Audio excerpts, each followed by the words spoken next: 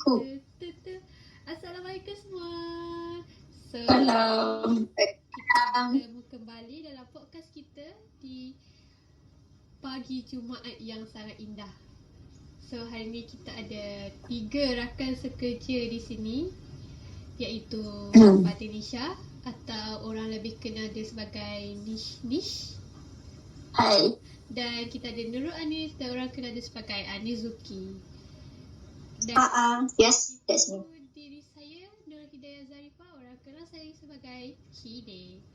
So, topik kita hari ni kita nak membincangkan tentang perkembangan kartun di Malaysia. Jadi, hari ni kita nak bercerita tentang perkembangan kartun pengarang Melayu. Itu yang pertama lah. Jadi, Anis? Yes. Yes. Okay. Kita akan cakap pasal perkembangan kartun di Malaysia melalui 3 fasa, iaitu sebelum merdeka, selepas merdeka dan contemporary. Okey, betul tu. Jadi saya akan mulakan dengan zaman sebelum kemerdekaan pada sekitar tahun 1930-an hingga 1957. Alright, kalau nak cerita tentang sejarah kartun, kita kena cerita sekali dengan sejarah akhbar Melayu kerana di akhbar Melayu ni lah kartun mula muncul dan dikembangkan. Okey, perkembangan akhbar Melayu mula mencerminkan perkembangan sosial dan politik orang Melayu. Akhbar pertama kali muncul pada 1876 dan sejak itu akhbar-akhbar Melayu bertindak sebagai sumber berita dan maklumat, media pendidikan dan pembangkit kesedaran kaum di kalangan orang Melayu. Okey. Pada awalnya, akhbar Melayu lebih mengutamakan masalah sosial mengenai kesusasteraan dan keagamaan. Pada tahun 1930-an, akhbar menunjukkan minat terhadap kesedaran kaum dan masa depan orang Melayu. Okey, kita masuk pula pada sejarah kartun pada masa itu. Kartun editorial Melayu pertama muncul pada tahun 1930-an menerusi karya beberapa kartunis biasa ya, freelance di 2 akhbar utama iaitu Warta Jenaka dan Utusan Zaman. Selain hiburan, kebanyakan kartun berfungsi sebagai alat untuk kritikan dan satira sesuai dengan tujuan untuk meningkatkan kesedaran orang Melayu mengenai hak dan masa depan mereka. Okey, kartun-kartun itu juga mengandungi kritikan politik, sosial dan ekonomi mengenai orang-orang Melayu dan juga memaparkan subjek humoristik kartun.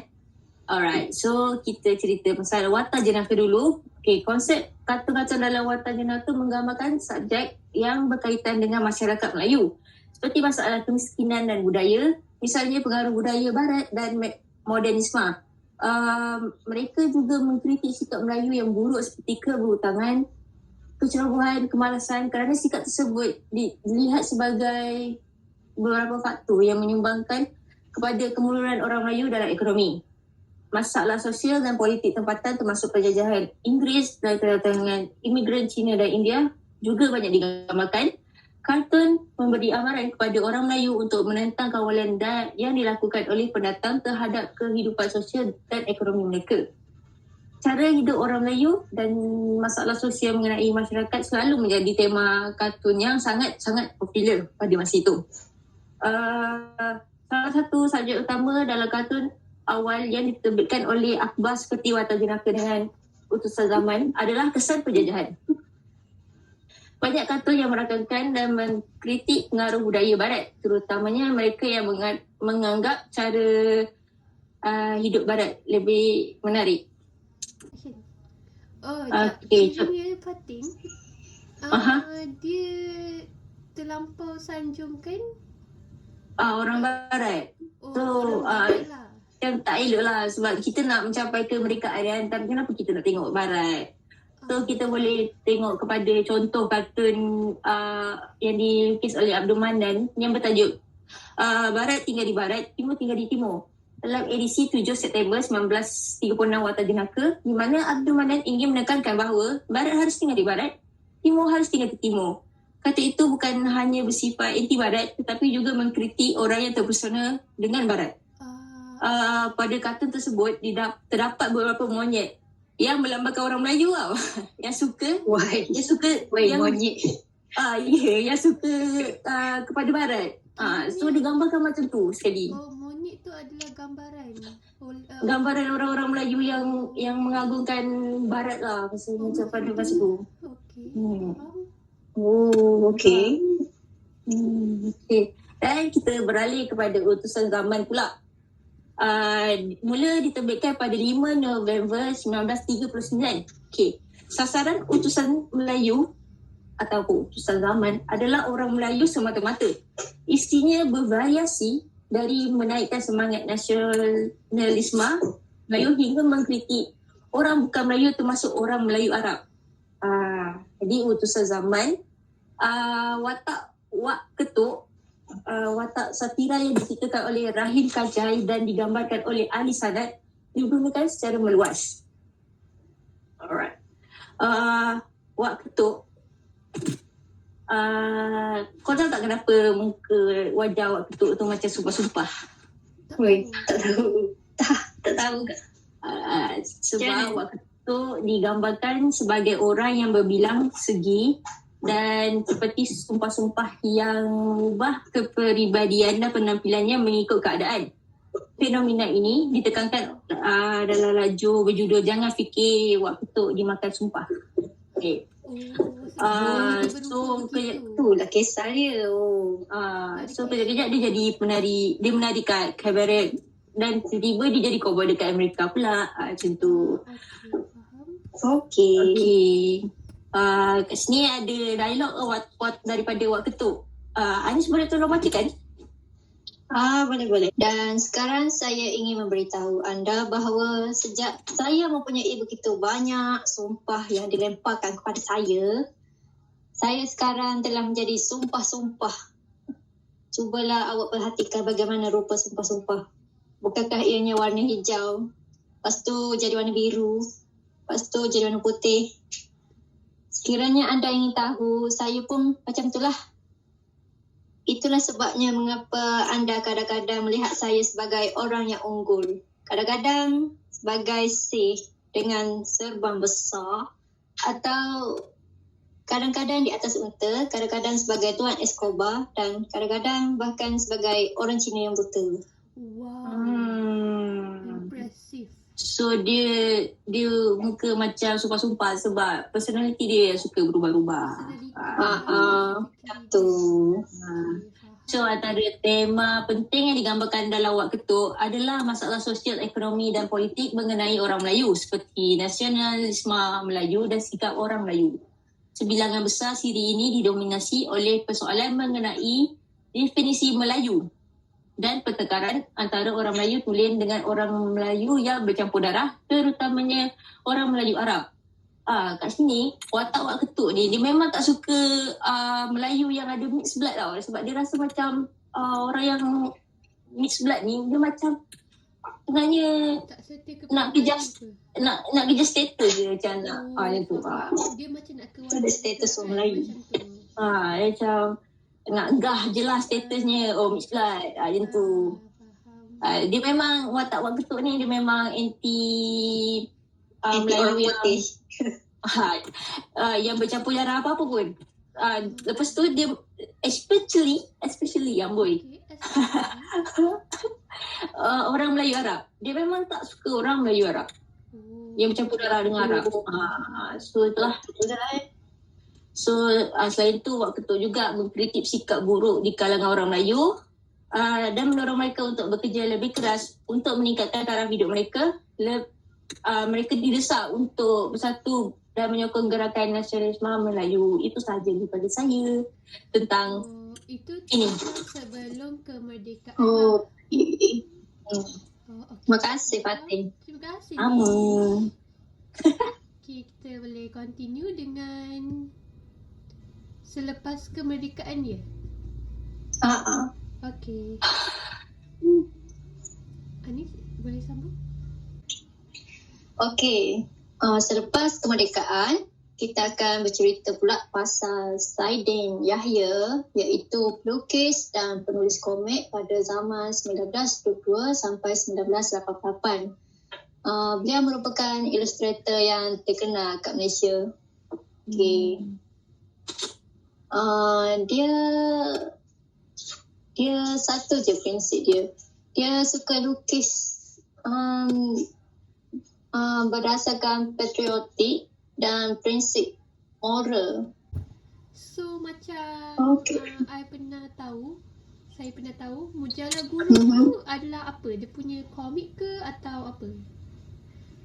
Mujallah Guru tu dia macam majalah yang publish semua iklan. Lebih macam iklan macam tu lah. Dan salah satu lukisan Saidin Yahya ni ada dalam buku tersebut lah macam tu. Dia punya komik ada terselit dalam tu. Okey, faham.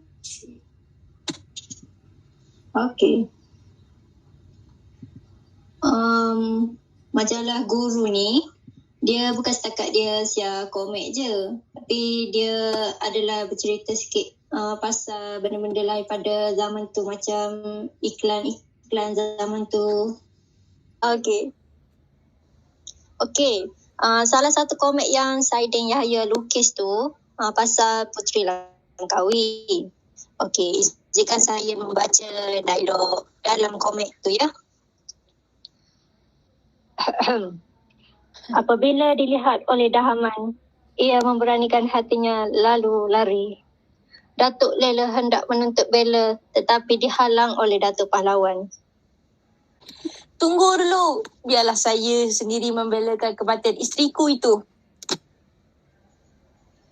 Setelah selesai dikuburkan Masuri itu, Datuk Muda Pahlawan pun keluar mencari Dahaman. Kesudahannya didapati Datuk Laksamana itu berbalik ke kubur Masuri. Ia terperanjat kerana terserempak lalu menghunus sebilah keris. Datuk Laksamana menikam tetapi ditangkap oleh Datuk Muda Pahlawan, dipusing tangannya ke belakang. Okey. Nampak macam akan ada pertumpahan darah lah antara Datuk Laksamana dengan Datuk Muda Pahlawan ni. Lagi ni selagi? Tak ada dah. Sampai situ je. Sebab saya tak jumpa sambungan dia. Sampai situ je.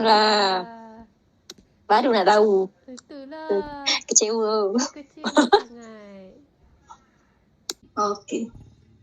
Okey. Pasal Puteri Langkawi ni, dia penceritaan kembali strip komik tentang legenda terkenal iaitu Masuri. Macam biasa, Saidin mengolah cerita tersebut, lepas tu menceritakan kembali kisah tersebut. Dalam komik dia tu, dia ada tulis hidup mesti amanah. Itu adalah mesej yang ingin disampaikan dalam komik tersebut. Okay. Komik Puteri Langkawi ni kemudian dikumpul dan diterbitkan dalam bentuk buku komik oleh Sinaran Bros pada tahun 1957 dengan berjudul Masuri Puteri Langkawi. Usul-usul pendidikan memang jelas terselit dalam setiap karya yang dilukis olehnya.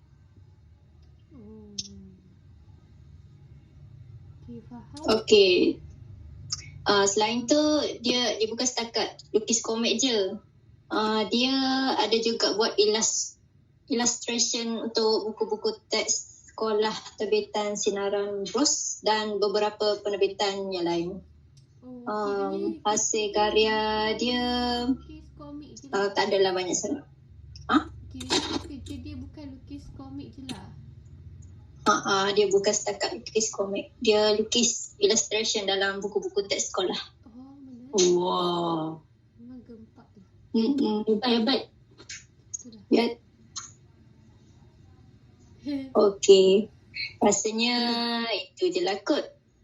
So sampai situ je lah dia punya pas kemerdekaan. Dia banyak Faham sangat pasal lah ceritanya. Okey. Cerita daripada sebelum merdeka, selepas merdeka, memang epic kan semua dia? Betul tu. Ya. Tapi mostly sebelum merdeka tu dia tulis tulisan Jawi lah banyak. Kalau selepas tu lebih kurang sikit.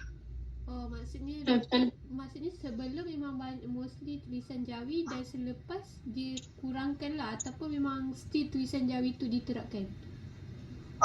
Selepas merdeka tu dia adalah juga selit-selit yang tulisan Jawi, tapi ada separuh macam buku teks ni. Dia buat bahasa Melayu terus. Tapi kan guys, dengan generasi Z kita yang sekarang ni, banyak juga idea dan artis yang baru dan talented. Kiranya lepas merdeka tu dan terbitnya lah contemporary. Tapi contemporary art memang jauh beza lah cara penyampaian dia dengan sebelum merdeka. Tak ke? Jauh Ya. beza je, sebabnya kita kan dah canggih sekarang. Kita lukis pun dah tak menggunakan macam dulu sebelum merdeka kan, ada kertas dan sebagainya kan, yang benda-benda manual lah. Sekarang kita menggunakan komputer atau anything yang mempunyai display screen lah. So macam bila nak sampaikan tu pun dia dah tak ada keluar dekat macam utusan zaman kan. Kita keluarkan di surat khabar ke atau macam mana-mana buku kan. Ni kita dah banyak dah social media. Kita menggunakan social media kita, platform tu untuk kita sampaikan apa benda yang kartunis ni lukis dan cipta. Faham kan? Faham. Macam ni. Korang ada kenal tak? Saya adalah minat beberapa kartunis contemporary kan, street cartoon ni. Tapi korang kenal tak yang paling famous, Datuk Lat? Mestilah kenal. Kenal. Atau Mesti sebenarnya kenal. nama dia adalah Datuk Muhammad Nur Khalid. Korang kenal daripada mana? Kartun. Daripada kartun dia. Okay, apa nama kartun dia? Kartun.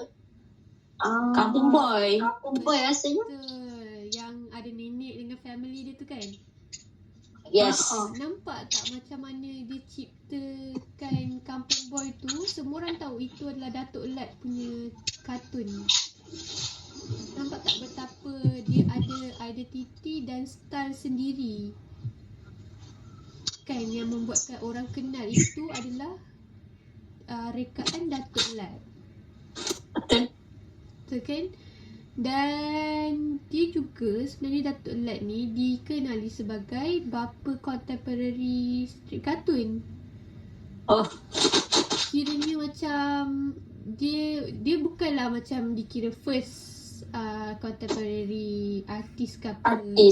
Cumanya dia disebabkan dia punya art style semua, dia lah yang macam memang orang nampak dia as contemporary cartoonist. So macam korang tengok kan Kampung Boy tu, korang tahu tak sebenarnya tu semua kisah dia sendiri. Macam mana adventure-nya kehidupan dia waktu zaman kampung dulu. Kalau macam Nama watak budak tu pun lah kan sebenarnya. Yes. Dia lah kan. Yes, dia sendiri. Dan orang panggil tu sebagai autobiographical comic.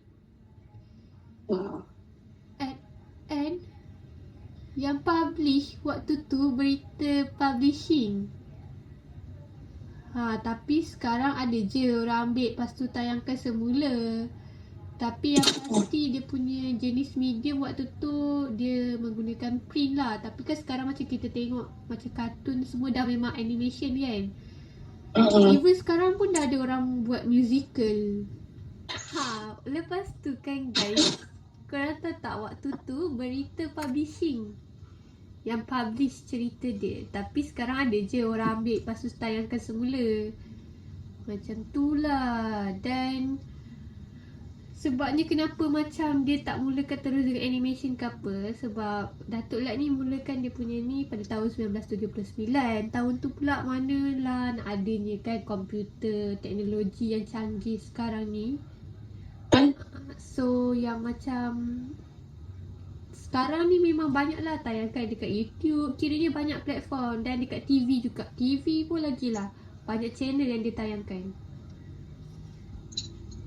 Agaklah. Macam Ani selalu tengok dekat TV Astro Ceria tu. Tak sangka pula kisah hidup dia. Tapi Ani sukalah sebab dia ada art style dia sendiri. Dia tak adalah nak pakai western punya style dan ikut novel western. Nampaklah situ Kan, memang berbeza style dia. Memang unik lah style dia. So So memang itulah Datuk Lat memang terkenal sebagai father of contemporary street cartoon. And dia sebenarnya mula waktu umur 13 tahun tau guys. Itu pun Datuk Lat ada dia punya bercakap lah yang sekolah tempat kita boleh discover apa kita mampu and boleh buat. And benda pertama Datuk Lat buat adalah melukis. So daripada situlah dia tahu macam mana dia boleh melukis. Umur 13 tahun tu lah dia dah start melukis. Wow. Asal dia konsep memang gempak lah. Memang gempak kan? Paling baru sekali ada tau anak muda. Taklah muda sangat. Tapi saya minat lah dia. Nama dia Imran Yasin Mota. Umur dia 29 tahun. Ni tapi komik dia start famous waktu tu umur dia 25 tahun lah. Nak tahu tak apa nama komik dia? Nama dia Apam. Comel kan? Comel. Okay. And tapi dia macam mana nak kata, dia banyak transferkan Japanese anime punya style dalam dia punya art tu sendiri. Sebabnya macam dia memang minat kan benda tu, jadi dia transferkan. Tapi kebanyakannya tak nampak sangat pun. Kiranya dia memang transferkan daripada Japanese art anime tu, tapi tak berapa nampak dia punya anime style tu. Kiranya dia still stick dengan style dia sendiri. Faham. Begitu. Saya pernah tahu banyak tengok dia dekat media sosial. Boleh follow dia nama Abang Apam. Jangan lupa follow nama dia Abang Apam. Memang dia punya kata semua memang dia selalu update dekat situ tau. Dia akan upkan komik cerita dia sendiri. Yang bestnya komik jarang kepada sindiran gitu. Dia macam kepada komersial lah. Contoh korang ada jual makanan macam kerepek, korang nak review kan, dia tak guna muka dia. Macam sekarang kan orang akan gunakan like muka sendiri kan, macam influencer semua tu untuk promotekan kan pack review gitu kan. Dia tak, dia lukis kartun dia sendiri dan dia ada dialog sendiri untuk bagi tahu yang kerepek tu sedap. Kan, so basically macam contemporary ni not bad lah untuk generasi muda sekarang yang layan pelbagai style dan cerita. Suka cerita dulu. Memandangkan kita di era baru kan, jadi bagus juga kita ambil teladan dari cerita street cartoon zaman dulu. Macam Fatin dengan Ani cerita. Sometimes juga kita fahamkan waktu dulu punya cerita and kita translatekan balik gunakan style kita. Memang unik sebab zaman sekarang orang akan follow up dengan contemporary art dulu. Betul lah tu. Okay lah. Nampaknya dah sampai penghujung. Anis ada nak cerita apa-apa lagi tak? Rasanya dah tak ada lah kot. Kita pun dah memang bincangkan setiap era kan. Sebenarnya kita nak bincangkan banyak lagi, tapi itulah tak sempat. Itulah.